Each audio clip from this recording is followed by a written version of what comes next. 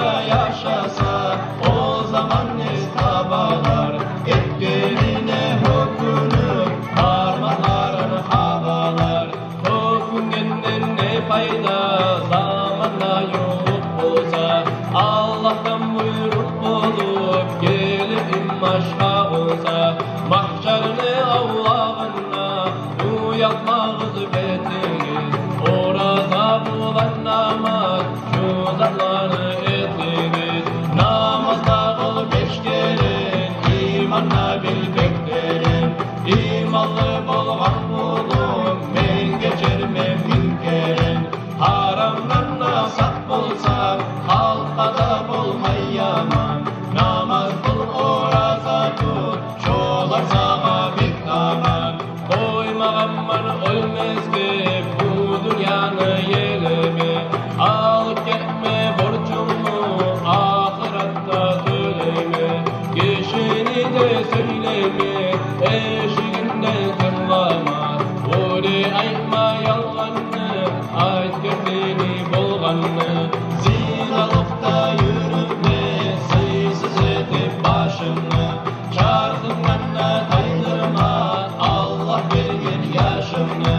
Ata anan razı et, abine de bol tamam. Şulanı düzeltmesi, ahiratta bek yaman. Abur et ulağa, rahmet et bitçilege.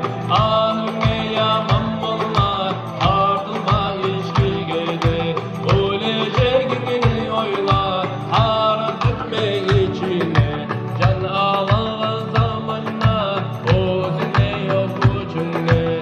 Sağ yıl gelyen gelini, dövüp büyüge karamaz.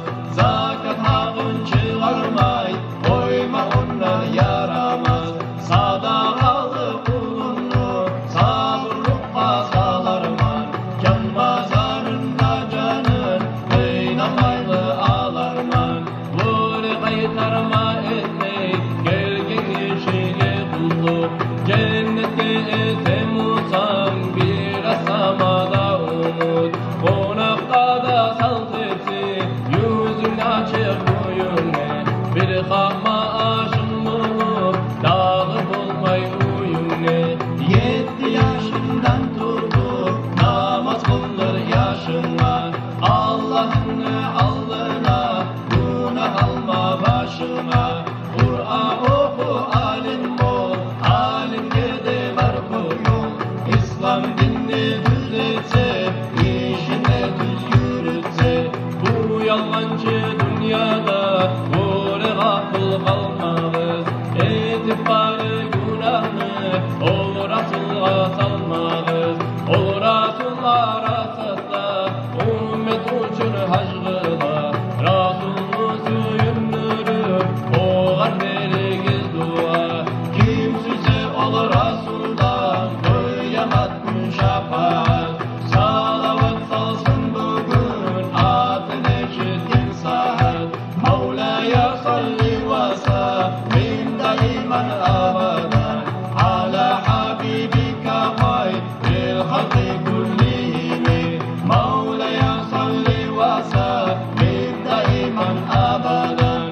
Ala habibika hayril halki kullihim. Mevla'ya salli ve sallim daiman abadan.